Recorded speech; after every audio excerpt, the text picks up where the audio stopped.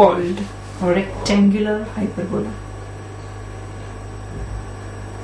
And under these circumstances, the hyperbola is said to be rectangular hyperbola. तो अगर किसी hyperbola को rectangular hyperbola बनना है तो क्या काम होने पड़ेंगे, उसके एसिम्पटॉट्स 90 डिग्री पर होंगे और उस कंडीशन के अंदर ऑटोमेटिकली उसकी ट्रांसवर्स एक्सिस की लेंथ कॉन्जुगेट एक्सिस की लेंथ के बराबर हो जाएगी. तो अगर आपको बोलूं write down equation of rectangular hyperbola, तो ये लिख सकते हो, ये और भी बराबर हो गए x square minus y square is equal to a square लिख लो या बी स्क्वायर लिख लो, कुछ लिख लो. So equation of rectangular hyperbola is x square minus y square equal to a square.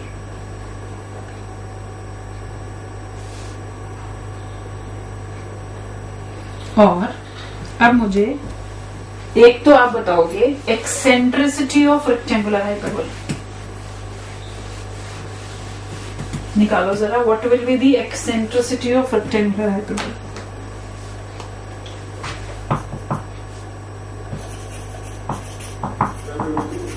√2.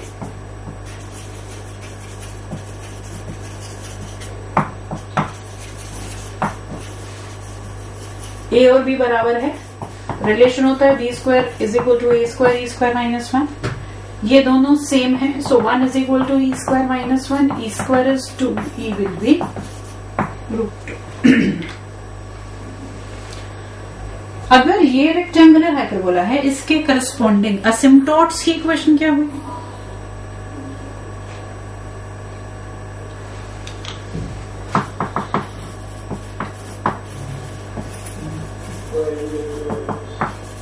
X square minus y square equal to 0.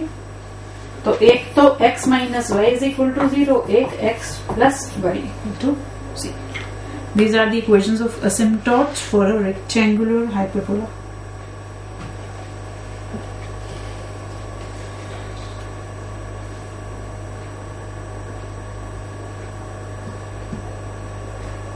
Now we take one particular case of rectangular hyperbola. क्या बोला हमने? कहा hyperbola rectangular hyperbola होगा अगर उसके असिम्पटॉट्स perpendicular to each other होंगे. I take one specific case when asymptotes are along x and y axis. x और y axis भी तो परपेंडिकुलर है. हमने क्या लिया अब कि जो asymptotes हैं they are along x and y axis. मतलब ये asymptotes हैं तो कर्व कैसे होगी? It could be like this or it could be like this. First और थर्ड में ब्रांच हो सकती है हाइपरबोला की, या फिर सेकंड और फोर्थ में हो सकती है. अगर असिम्पटॉट्स किसके अलोंग आ गए? एक्स और वाई एक्सिस के अलोंग. इसका मतलब इस केस में इक्वेशन ऑफ असिम्पटॉट्स क्या है?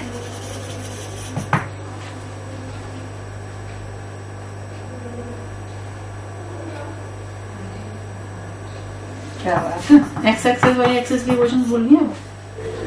एक्स और वाई एक्सिस असिम्पटॉट्स हैं. Equations x is equal to 0, y is equal to 0 और x y is equal to 0. इसके करस्पॉन्डिंग इक्वेशन ऑफ हाइपरबोला क्या चेंज करना है? सिर्फ कांस्टेंट, और उस कांस्टेंट को हम लिखते हैं सी square. So xy is equal to c square is also the representation of a rectangular hyperbola. X square minus y square is equal to a square is rectangular hyperbola. xy is equal to c square is again the rectangular hyperbola. But एक particular hyperbola, rectangular hyperbola जिसमें asymptotes along x और y axis हैं.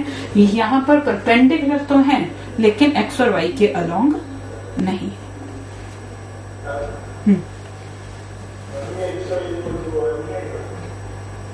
कैसे? एक line है x equal to 0, दूसरी है y equal to 0। यहां पर देखो, यहां पे कांस्टेंट करना है, वो कांस्टेंट जरूरी नहीं है नेसेसरली इट विल बी 1। जैसे यहां था x square minus y square is equal to a square, और इसके करस्पॉन्डिंग हमने एसिम्पटोट क्या लिखे? 0। तो यहां पर 0 है, इसके करस्पॉन्डिंग यहां कांस्टेंट क्या लिया? c square. ठीक है जी। तो हमें जो जरूरत पड़ेगी भी वो इस इक्वेशन की और एक्सेंट्रिसिटी √2, इतनी चीजों की हमें जरूरत पड़ने वाली है। लेकिन ये समझाने के लिए एसिम्पटोट्स का कॉन्सेप्ट समझाना इंपॉर्टेंट था, उसके बिना we can't reach. So this finishes of theory part of हाँ जी, c is a constant, it could take any value, say xy is equal to 9 है, xy is equal to 4 है, xy is equal to 1 भी हो सकता है, तो उस case में c की वैल्यू चेंज होती चली जाएगी। तो ये आपका conic section theoretical part is over. Now let us do few questions from the assignment. करो जी जरा, 35 तक करके आए थे, 31 तक। हाँ जी,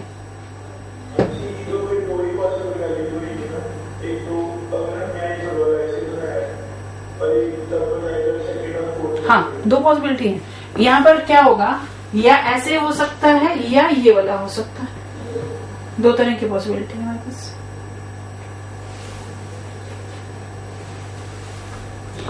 चलो जी, क्वेश्चन करोगे आप 32, 33 दोनों कर दो। Question number 32, question number 33।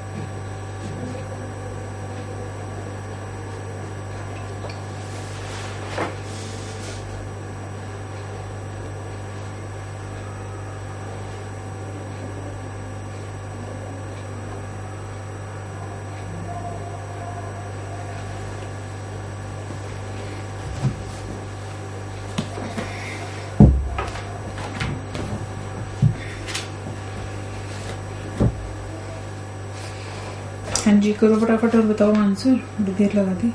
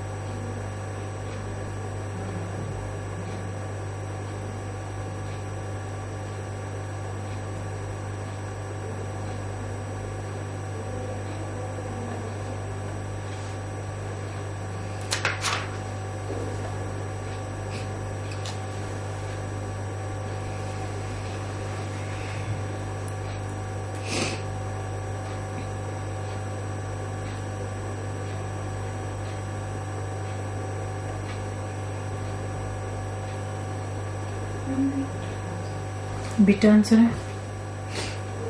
ठीक है जी, अगला करो 33।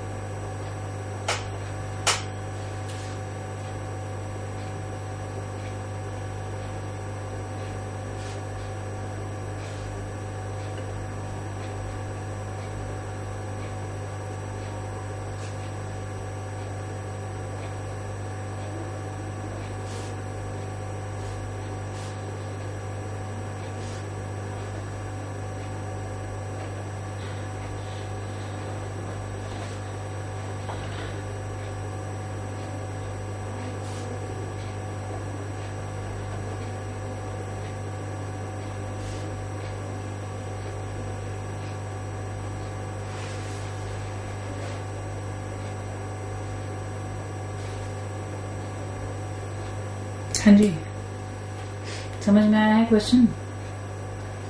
एक लैटिस लेक्टम और उसके सेकंड फोकस, दो फोकाई हैं। एक फोकस से लैटिस लेक्टम पास करवाई आपने, तो दूसरे वाला फोकस कंसिडर करोगे, और जो ट्रायंगल बनेगा वो दिया है इक्विलेटरल ट्रायंगल। एक्सेंट्रिसिटी निकालनी है, बोलो क्या करते हैं? पॉइंट्स निकालने, वो तो स्टैंडर्ड ही है, जो भी कुछ आपसे पूछा जा रहा है ऑल स्टैंडर्ड वंस।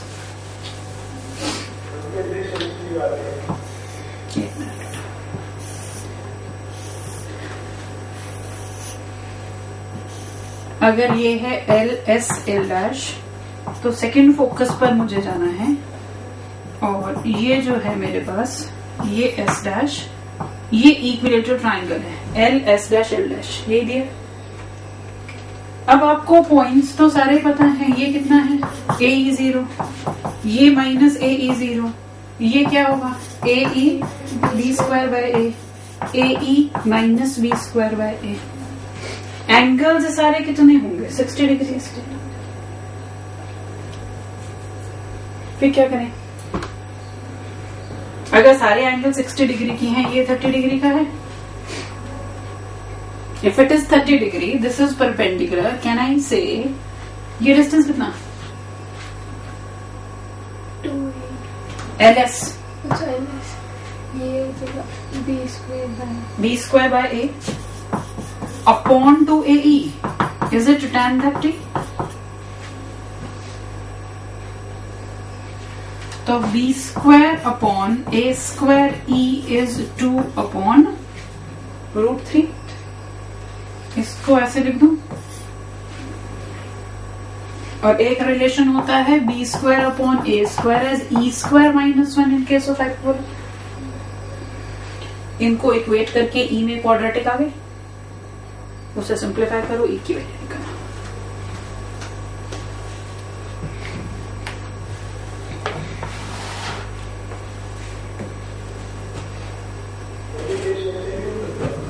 हाँ जी, दोबारा बोलो।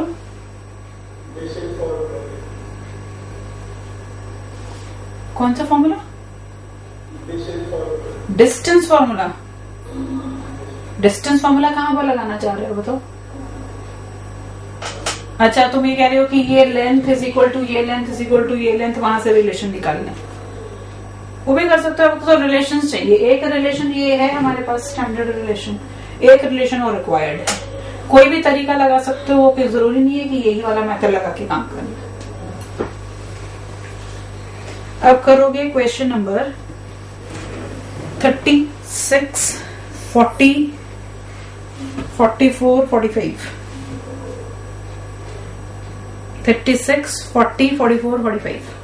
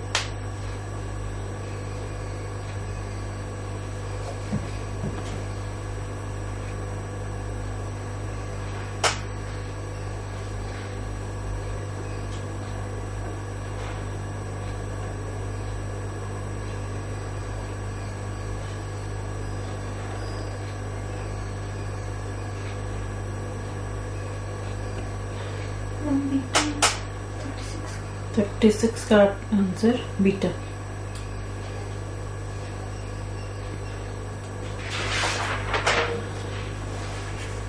Answer is beta.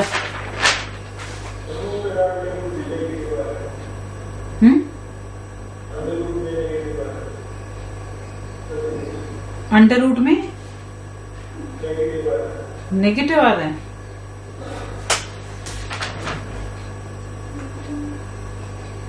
m कितना है? -2/√6।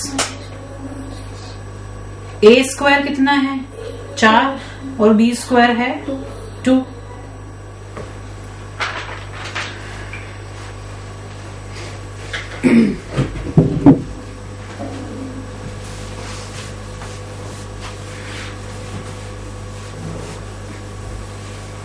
m है 2/√6, a स्क्वायर 4 है, b स्क्वायर 2 है। यही है हमारे पास डाटा। मुझे पॉइंट ऑफ कांटेक्ट निकालना क्या था? Plus minus a square m under root a square m square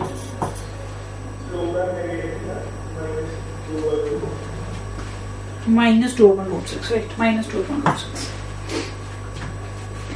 और plus minus b square under root a square m square minus b square. a square 4, m होगा -2/√6। C answer आएगा।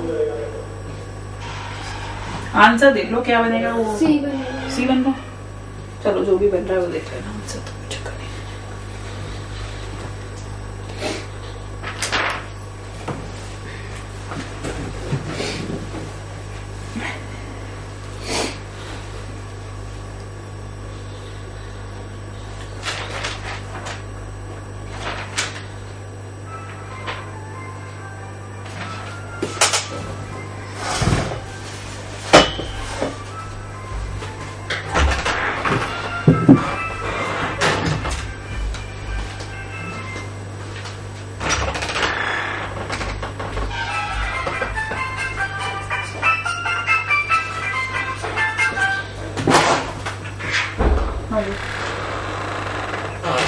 मैं तो अभी बाहर हूँ।